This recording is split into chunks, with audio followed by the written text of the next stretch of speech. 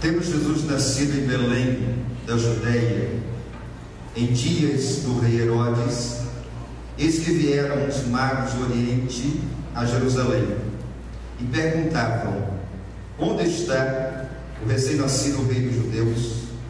Porque vimos a sua estrela do Oriente e viemos para adorá-lo. Tendo ouvido isso, alarmou-se o rei Herodes e com ele toda a Jerusalém. Então, convocando todos os principais sacerdotes e escribas do povo, indagava deles onde o Cristo deveria nascer. Em Belém da Judeia, responderam eles, porque assim está escrito por intermédio do profeta: e tu, Belém, terra de Judá, não és menor, de modo algum menor, do que as outras principais de Judá, porque de ti sairá o guia que há de apacentar o meu povo a Israel. Com isto, Herodes, tendo chamado secretamente os magos, indagou deles com precisão quanto ao tempo em que a estrela aparecera. E enviando-os a Belém, disse-lhes: ide, informai-vos cuidadosamente a respeito do menino, e quando tiverdes encontrado, avisai-me para que eu também vá e o adore. Depois de ouvirem o rei, partiram, e eis que a estrela que viram no Oriente os precedia, até que, chegando, parou sobre aonde estava o menino. E vendo eles a estrela, alegraram-se com grande e intenso júbilo. Entrando na casa, viram o menino com Maria, sua mãe. Prostrando-se, o adoraram, e abrindo seus tesouros, entregaram-lhe suas ofertas: ouro, incenso e mirra. Sendo por divina revelação e advertência em sonhos, para não voltarem à presença de Herodes, regressaram por outro caminho à sua terra. Tendo eles partido, eis que apareceu um anjo do Senhor a José em sonho e lhe disse: dispõe-te, toma o menino e sua mãe e foge para o Egito e permanece lá até que eu te avise, porque Herodes há de procurar o menino para o matar. Dispondo-se ele, tomou de noite o menino e sua mãe e partiu para o Egito. E lá ficou até a morte de Herodes, para que se cumprisse o que fora dito pelo Senhor por intermédio do profeta: do Egito chamei o meu filho. Vendo-se Herodes iludido pelos magos, enfureceu-se grandemente, e mandou matar todos os meninos de Belém, dos seus arredores, de 2 anos para baixo, conforme o tempo do qual, com precisão, se informara dos reis magos.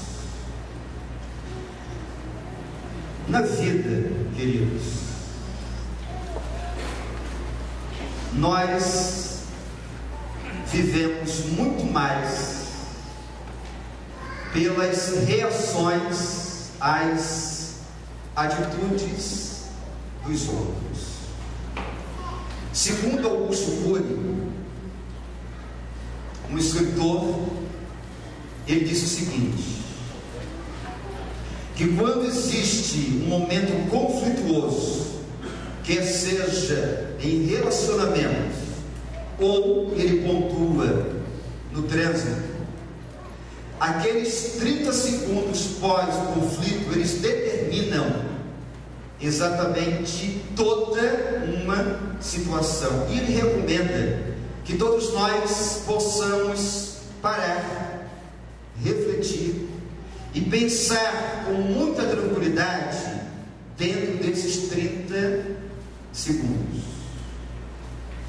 Diante da vida, eu e você somos assaltados, sobressaltados, alertados, confrontados com muitas coisas. O problema não são os conflitos, não são as surpresas chamadas negativas, não é a contestação do outro. O problema é a atitude ou a reação que eu e você tomamos diante dessas pessoas e diante dessas situações. E certamente são essas reações que determinam que qualidade de vida eu e você vamos vivenciar. Por exemplo, li a história de um pastor chinês chamado Robert Shen. Ele foi preso porque era pastor. E os seus algozes fizeram o seguinte: durante 25 anos, e me permitam colocar isso, durante 25 anos, dentro daquela prisão, o trabalho desse pastor era estar fora da sua cela, num ambiente que chegava até o seu peito de fezes. E ele passou ali 25 anos. Sabe o que ele disse na sua biografia, escrevendo para os outros? Disse: olha, foram os 25 anos mais preciosos da minha vida, porque pelo mau cheiro que existia ali, ninguém chegava perto, e ali eu tinha a liberdade para adorar a Deus, para louvar a Deus, para agradecer a Deus, para cantar a Deus, para orar sem intervenção humana. Sabe o que é isso? É uma atitude diante de uma situação aparentemente angustiante. Diante do nascimento de Jesus Cristo, algumas pessoas lá de trás do texto, e certamente a raça humana hoje, tem reações. Jesus continua sendo o mesmo, continua sentado soberano sobre o trono, reinando. Ele não muda, ele continua sendo amor, paz, misericórdia, graça, perdão. Ele é a única possibilidade de salvação, mas as pessoas têm reações diante do nascimento de Jesus Cristo. Não sei, na essência, qual é a atitude hoje da raça humana quando ela pensa no nascimento de Jesus Cristo. Mas nesse texto nós encontramos três atitudes. A primeira delas foi a atitude do rei Herodes. Quando ele soube do nascimento de Jesus Cristo, diz o texto que Herodes se perturbou, porque nascia um rei. Mas ele não só se perturbou, diz o texto que Herodes em algum momento encheu o seu coração de ódio, de violência.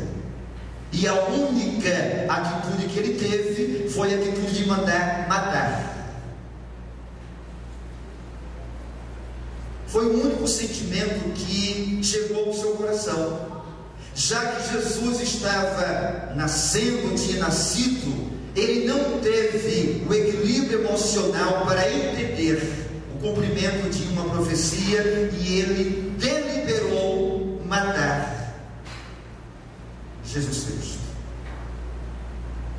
Uma atitude aos nossos olhos insana, uma atitude aos nossos olhos incompreensível. Imagina você, alguém, desejar matar o autor da vida, alguém desejar eliminar aquele que tem todo o poder no céu e na terra, aquele que é soberano sobre todas as coisas. Mas essa foi a única atitude que Herodes teve, de ódio no seu coração. Chama a minha atenção, meus amados, que em muitos momentos nós também estamos matando a essência da presença de Jesus no mundo.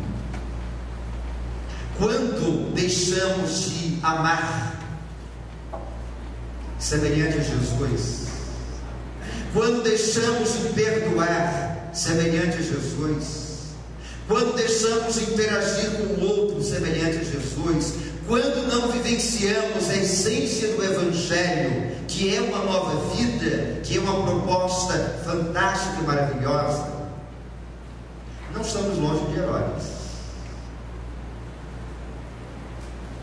Não estamos longe da atitude daquele rei.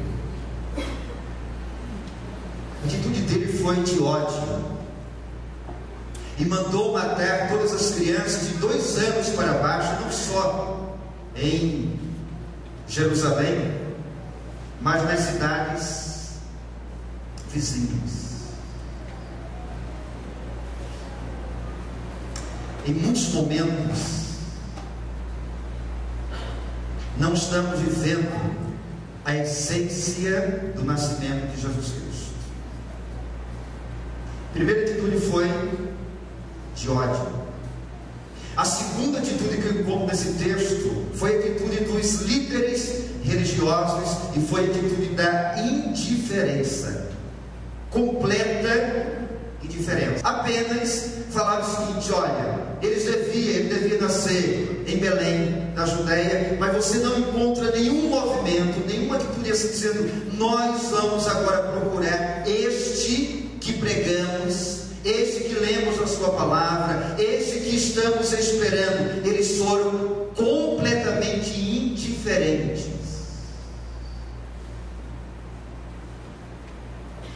Queridos, a indiferença é um sentimento terrível. E aqueles homens conseguiram viver diante de Jesus Cristo o sentimento da indiferença. Isso é, ele nasceu, ok, mas nós não vamos deixar que a sua vida, ela mude toda a nossa perspectiva. Nós vamos continuar a viver exatamente como nós queremos, sem que ele tenha a nós um sentido, uma importância. Nós vamos continuar tão somente preocupados com a nossa maneira de viver, com os nossos requisitos, com aquilo que nós achamos ser importante na nossa vida. Olhamos para a raça humana, queridos, e percebemos quanta gente indiferente à pessoa de Jesus Cristo. Tem pessoas que dormem e acordam, vivem anos e sequer se preocupam com Jesus Cristo. São pessoas, queridos, que durante toda a sua caminhada nesse mundo não colocam Jesus Cristo dentro de suas vidas, de seus planejamentos. Estão tão somente preocupadas consigo mesmas, tão somente preocupadas com a sua estrutura de vida, tão somente compenetradas em tudo aquilo que elas acham ser a essência da própria vida. Indiferença. Mas eu encontro aqui uma terceira atitude, que foi a atitude de alguns homens, que algumas pessoas insistem em dizer que eram 3 reis magos, talvez pelos presentes que foram dados ali. A Bíblia não diz se eram 3, diz que eram homens sábios ou pessoas de uma importância muito grande na sua região. Caminharam 800 quilômetros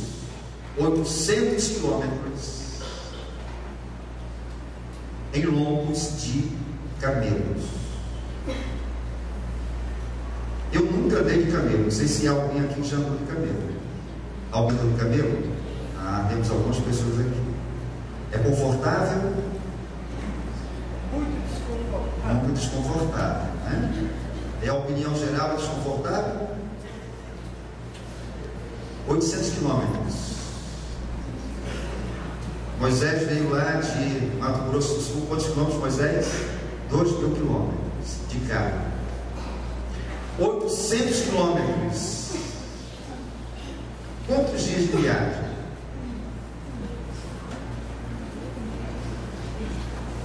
Queridos, é impressionante. Não eram judeus,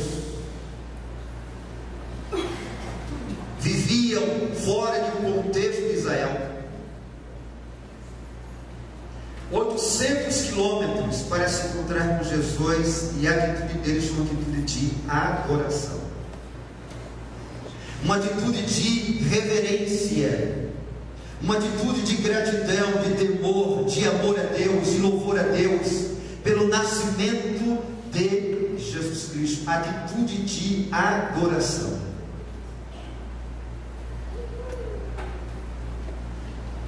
Reverência ao Rei dos Reis, ao Deus dos deuses, ao Senhor dos senhores. E perguntamos assim: o que é adoração? Gosto de pensar que adoração, amados, é um estilo de vida. Adoração não é tão somente um momento que vivemos dentro da igreja para louvar a Deus. É estilo de vida. Em tudo aquilo que nós fazemos no nosso dia a dia. Sabe o que é estilo de vida no nosso dia a dia? Eu quero pontuar algumas coisas que para mim são muito assim interessantes. Nunca encontrei no mundo trabalho mais desgastante do que trabalho doméstico, que não para. Você faz o café da manhã, já pensa no almoço, faz o almoço, já pensa na janta, faz a janta, já pensa no café da manhã, e não para nunca, queridos. E ainda tem aqueles suaves que nos ajudam, não é verdade? Que sequer retiram da mesa um copo, um garfo, um prato, porque para alguns homens vai mexer na sua masculinidade. E tem aqueles outros abençoados que sequer, ao colocar o prato na pia, abre a torneira para torneira a água já ir dando uma amolecida. Sem contar naqueles filhos abençoados que arrumam o seu quarto nunca.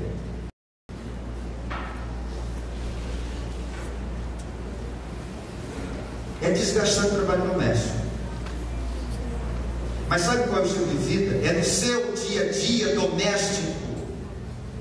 Aquilo que você está fazendo, você estaria fazendo adorando a Deus, agradecendo a Deus, louvando a Deus, não reclamando. Sabe o que é o estilo de vida? É você na sua empresa, ou você dono, ou você funcionário, você está ali agradecendo o patrão que você tem, agradecendo o funcionário que você tem, e você fazendo todas as coisas com alegria no seu coração, agradecendo a Deus, porque através da sua empresa, através do seu trabalho, você tem a sobrevivência. Já ficou desempregado? Já viu o quanto é ruim? Porque tem gente que eu não entendo, queridos. Tem gente que está desempregada, aí pede a Deus o trabalho, aí Deus dá, aí vai para o trabalho, aí começa a reclamar do trabalho. Mas aquele meu patrão, aquele meu colega de trabalho, aquele meu ambiente. O ser humano é complicado, queridos. Sabe o que é estilo de vida? Aluno e aluna, vocês que já terminaram mais um ano letivo, e agradecer a Deus, louvar a Deus dentro da sala de aula, pela possibilidade de crescer. Sabe quando você se depara assim com matérias muito abençoadas, como matemática, como física, como química, e você dizer: Deus, muito obrigado por essas fórmulas. Porque para mim, queridos, o cidadão que gosta de matemática, química e física, ou ele é muito inteligente, ou ele é louco.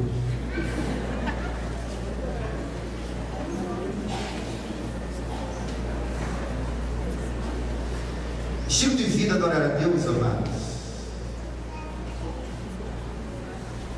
Mora em condomínio, mora em casa.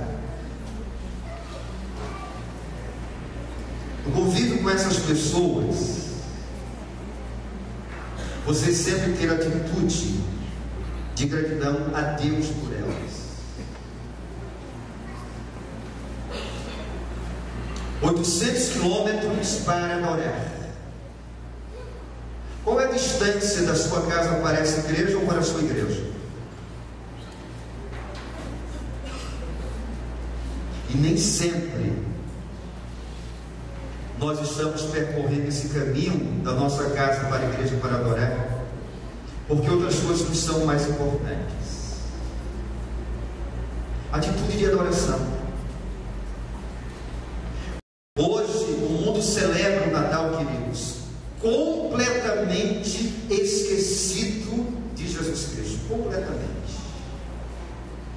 São tantas coisas, tantas preocupações, mas a essência que é Jesus, ele não é adorado. E é interessante que aqueles homens chegaram ali e traduziram a sua adoração em três coisas tremendamente encantadoras. A primeira delas foi o ouro. Se ajoelharam diante de Jesus Cristo e colocaram o ouro. Agora pensa assim, que eles viajaram 800 quilômetros com aquele ouro. E certamente, amados, certamente, o caminho percorrido não era um caminho tranquilo. Era caminho de salteadores, de ladrões, era caminho perigoso, mas eles levaram e defenderam aquele ouro durante dias para ofertar a Jesus Cristo. E quando chegaram ali, eles, quando colocaram ouro diante de Jesus Cristo, estavam dizendo assim: olha, Jesus, nós reconhecemos que tu és rei. És rei. O ouro simboliza a majestade. Tu és rei. Então não poderíamos trazer para você outra coisa no primeiro momento mais importante que não seja esta: ouro, reconhecendo que tu és rei, nasceste para isso. E nós queremos colocar o Senhor nas nossas vidas como rei. Isso é, tu és dono de tudo. Celebrar o Natal de Jesus Cristo e reconhecer que Ele é Rei, e que Ele é dono de tudo aquilo que nós somos e de tudo aquilo que nós temos. De tudo, absolutamente tudo.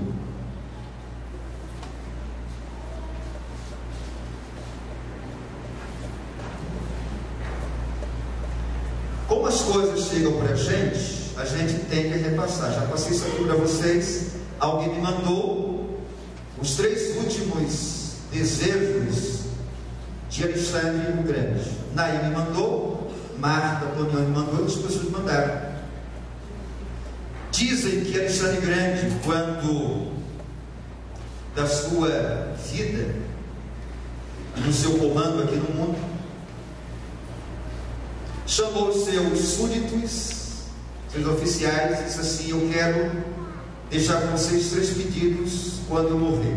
Pedido 1, que carregue o meu caixão os médicos que cuidam de mim. Pedido 2, que tudo aquilo que eu ganhei na vida seja dado em todo o trajeto, né, no chão, todas as minhas riquezas. Pedido 3, que as minhas mãos vão para fora do caixão. E os oficiais perguntaram assim: Alexandre, por que esses 3 pedidos? Ele disse: eu vou explicar. Quero que os médicos levem meu caixão para que eles entendam que eles não são deuses. A minha esposa, que é médica, ela diz o seguinte, né, que na medicina 50% dos médicos se acham deuses, os outros 50% têm convicção. E ele disse: olha, eu quero que eles carreguem para eles entenderem que eles não são deuses, eles são limitados. Todas as minhas riquezas eu quero que sejam derramadas no chão, no trajeto até o local de sepultamento, para que todos entendam que nada trouxemos desse mundo e nada vamos levar. Mãos para fora vão determinar que assim eu vim, com mãos abanando e sai com mãos abanando. Tudo que você tem, tudo que você é de Deus. Eu e você somos apenas administradores, devemos ser bons administradores. Eles ofereceram ouro, reconhecendo Jesus como rei, como dono. Ofereceram incenso, reconhecendo Jesus como sacerdote, como aquele que se colocou entre a minha vida, a sua vida e Deus, e intercede por nós. Jesus entraria no Santo dos Santos para oferecer um único sacrifício para a nossa salvação. Então, tu és sacerdote, tu és aquele que vai nos apresentar diante de Deus. É interessante, amados, termos esse entendimento que Jesus, ele é o nosso único mediador entre Deus e os homens. Mas eles ofereceram mirra. E olha que coisa interessante, a mirra era um composto para ser usado também nas pessoas que morriam. E eles estavam dizendo: Jesus, nós reconhecemos que tu és rei, sacerdote, salvador do mundo, e um dia tu vais morrer na cruz do Calvário. Então já estamos trazendo os 3 elementos essenciais da tua vida. Que percepção espiritual daqueles homens, queridos. É interessante, quando chega no Natal, parece-me que a nossa visão ela é voltada para Jesus como o bebê, como o menino, como o recém-nascido, como o indefeso. Na realidade, nós não fazemos nada para Jesus, Ele faz tudo por nós. Celebramos o Natal não de uma criança, celebramos o Natal de um rei, de um sacerdote, de um salvador, de um Senhor, de alguém que um dia foi à cruz do Calvário, redentor, para levar a mim e a você para o céu. Então, o Natal é momento de agradecer o que Ele fez. A mirra determinava isso: um dia tu vais morrer. E nós já temos esse perfeito entendimento 31 anos e 6 meses antes da morte de Jesus Cristo. Que atitude você tem diante de Jesus? Porque aqueles magos tiveram a atitude da adoração, da reverência, da gratidão, do louvor. Sabiam que estavam diante da revelação do amor de Deus. Na vida é assim, queridos. Nós temos tantas oportunidades de termos reações diferentes, mas às vezes somos levados pelas emoções, pelo desequilíbrio, pelos sentimentos e ressentimentos.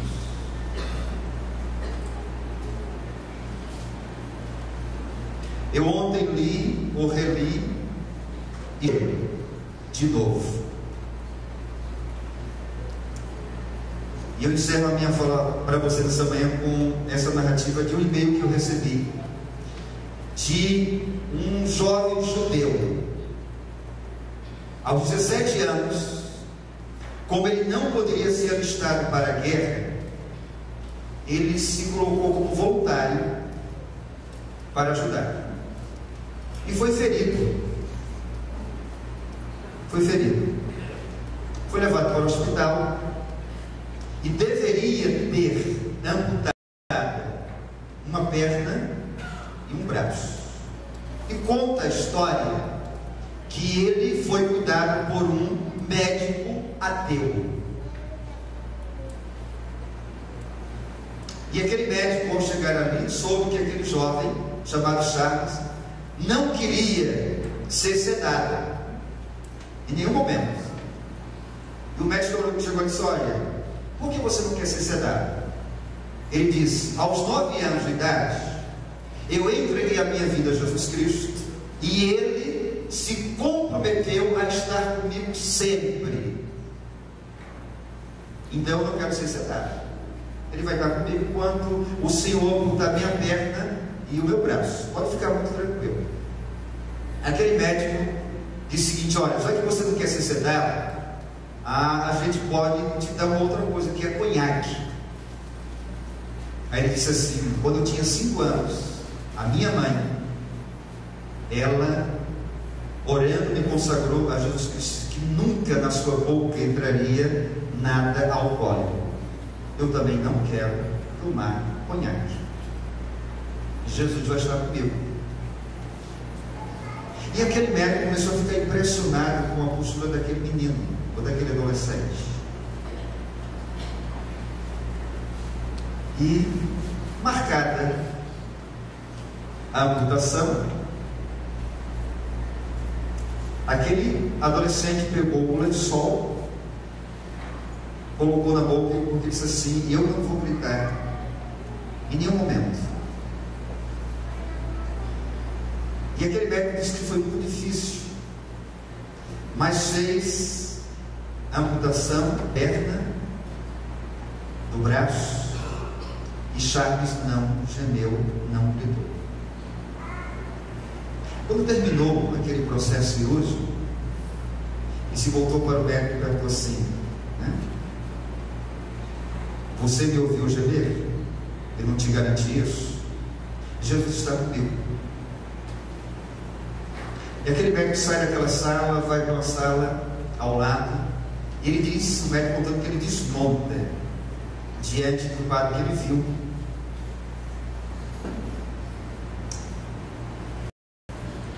Passaram alguns dias, e não muitos, a enfermeira que cuidava daquele jovem disse para aquele médico: olha, é impressionante como ele consegue, com toda situação, adorar a Deus, cantar, louvar com tranquilidade. Charles percebeu que estava morrendo e mandou um recado e disse: eu quero falar com aquele médico. E o médico veio. Charles disse assim: olha, doutor, eu sou pronto para ir ao encontro de Jesus Cristo. Estou pronto. E gostaria que o senhor ficasse aqui ao meu lado, segurando na minha mão. E aquele médico conta o quanto foi difícil, mas aquele jovem morreu serenamente. E antes de morrer disse uma coisa: olha,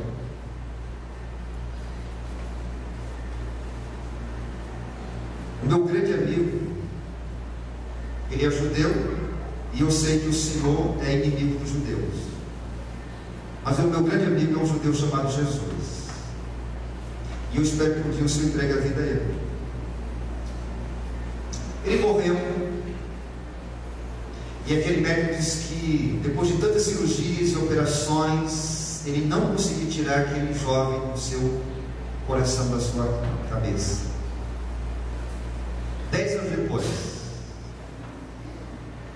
ele foi numa igreja e uma senhora se levantou para dar testemunho e disse assim: olha, eu tenho poucos dias de vida, eu estou morrendo, eu estou perto de me encontrar com o meu filho que está no céu, chamado Charles. Ele foi operado por um médico judeu, um médico alemão, e deu o nome dele. E aquele médico que estava ali não aguentou, se levantou e disse: olha, eu sou aquele médico. Há 2 anos atrás eu entreguei a minha vida a Jesus Cristo, e um dia também eu vou me encontrar com o seu filho.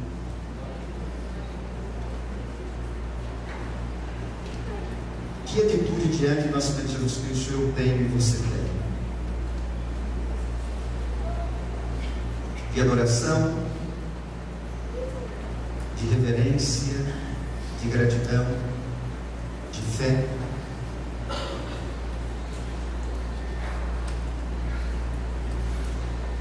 Queridos, Jesus Cristo é a única razão para você viver nesse mundo e na eternidade. Não perca essa razão da sua vida. E não deixe de celebrar a razão da sua vida, que é Jesus Cristo. Amém. Nós vamos